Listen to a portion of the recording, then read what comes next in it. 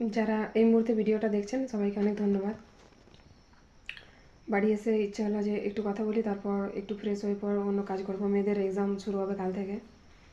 একটা বিষয় নিয়ে একটু কথা বলি। দেখবেন যারা জীবনে অনেক কষ্ট করে কোনো কিছু পেয়েছে বা অনেক কষ্ট করে এগিয়েছে, তাদের কিন্তু কনফিডেন্সটা একটু অন্যরকম থাকে। কথাটা বলার পিছনে একটা কারণ আছে। তার কারণ যখন আমার বাবা 2006 সালে মারা যায়, যখন আমি মানে সেই জাস্ট কলেজে পড়াশোনা শুরু করেছি, অনার্সের ক্লাস বলুন বা বই বলুন বা যাই বলুন, টিউশন বলুন, অনেক কস্টলি ছিল। মাঝে হয়তো টিউশনগুলো বন্ধ করে নিজেই পড়তে হয়েছে, স্টাডি করতে হয়েছে।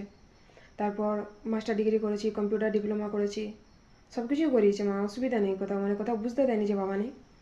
আর আমার যেহেতু গ্রামে বাড়ি, আমাদের মতন মানুষ যখন কোনো জায়গা থেকে পড়াশোনা করে নিজের একটা পরিচয় তৈরি করে না, তার মধ্যে একটা আলাদা রকম একটা কনফিডেন্স বলুন, সেটাকে অনেকে অ্যাটিটিউড বলে, যা খুশি বলতে পারে, অসুবিধা নেই। কিন্তু যারা একটু কষ্ট করে বড় হয় না, বা যারা একটু লড়াই করে বড় হয় না, তাদের কিন্তু একটু আত্মবিশ্বাস বোধটা বেশি থাকে, অন্যদের থেকে অনেক বেশি থাকে।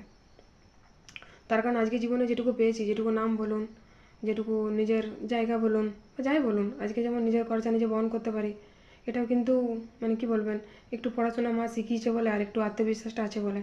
নাহলে বাড়ি থেকে বেরোনোটাই খুব মুশকিল হয়ে যায় অনেকের ক্ষেত্রে, বিশেষ করে মেয়েদের। কারণ মেয়েরা যখন ছোটো থাকে তখন অনেকেই বলে বাড়ি থেকে বেরোতে হবে না, তুমি ছোটো আছো। আবার যখন একটু বড় হয় তখন বলে যে বাড়ি থেকে বেরোবে না, তুমি বড় হয়ে গেছো। আমাদের না পুরো ছোটো থেকে বড় যে জার্নিটা, সেটা এত সাংঘাতিক, এত কঠিন। সেখান থেকে যখন আমাদের মতন মেয়েরা বাইরে কাজ করতে যায় বা বাইরে কাজ করে না, তখন সেটা তাদের কাছে একটা চ্যালেঞ্জের ব্যাপার। আর আমার তো বাড়ি থেকে অনেকটাই দূরে বিয়ে হয়েছে, তো সেক্ষেত্রে আমি যে প্লেসে কাজ করি না কেন, অনেকটা ডিস্টেন্স থাকে। আমার প্লেসগুলো, কাজের প্লেসগুলো বাড়ির প্লেস থেকে অনেকটাই দূরে।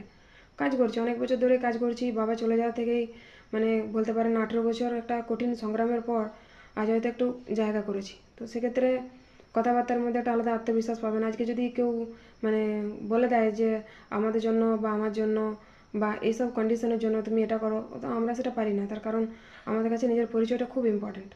আর এই পরিচয়টা যদি বজায় রাখেন, দেখবেন আপনার সাথে যে মানুষগুলো ছিল তারা কিন্তু অবশ্যই আছে। তার কারণ যারা থাকবে তারা বিনা কন্ডিশনেই থাকবে, কোনো কন্ডিশন রাখে না। কিছু মানুষ কোনো শর্ত রাখে না থাকার জন্য।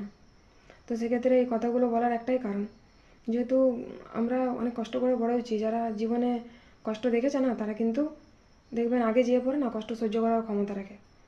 আজকে আমাকে কেউ যদি বলে যে তোমার পরের মুহূর্তটা তুমি দেখবে না, তো আমার কোনো আক্ষেপ নেই। তার কারণ আমি যেটুকু কষ্ট করেছি তার মধ্যে আমার কষ্টের যদি কিছু আমার লাইফে একটু অ্যাচিভমেন্ট হয়েছে, তার কোনো একটা ভাগ আমি ভালো কাজে হয়তো দানও করে দিয়েছি।